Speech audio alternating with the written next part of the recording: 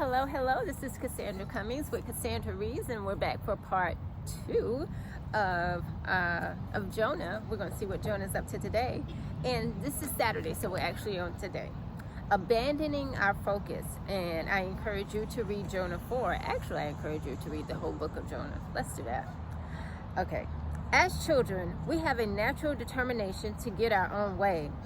And though this trait is usually tempered as we age, it never really leaves us. Even after salvation, we still have some sinful, self-centered tendencies, which the Bible calls the flesh. Galatians 5:17.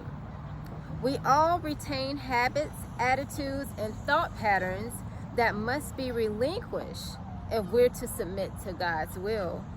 They must be relinquished. They must be released. We must do away with them. As we saw yesterday, or as you saw a few minutes ago, Jonah ultimately did what the Lord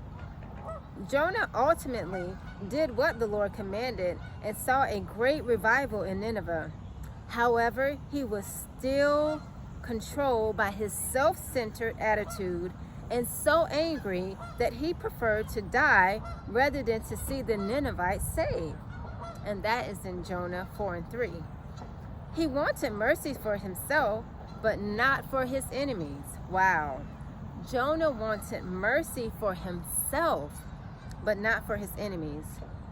Jonah's bitterness shows that stubbornly clinging to our self-focus is a snare for our spirit.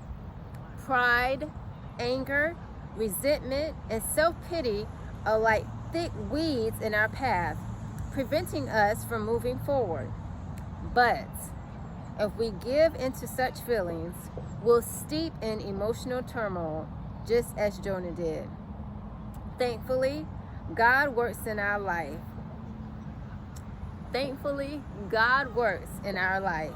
To set us free from these hindrances so we can become more like Christ. So today I encourage you to read the book of Jonah, but focus on Jonah 4.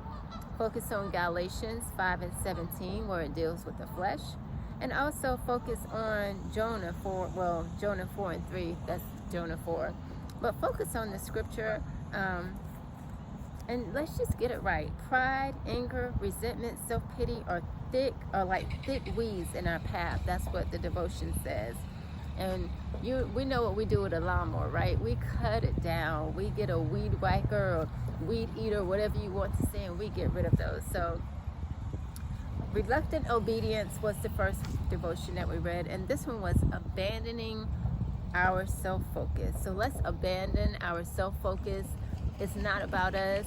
Let's be encouraged to encourage one another. Thank you for Cassandra Reads.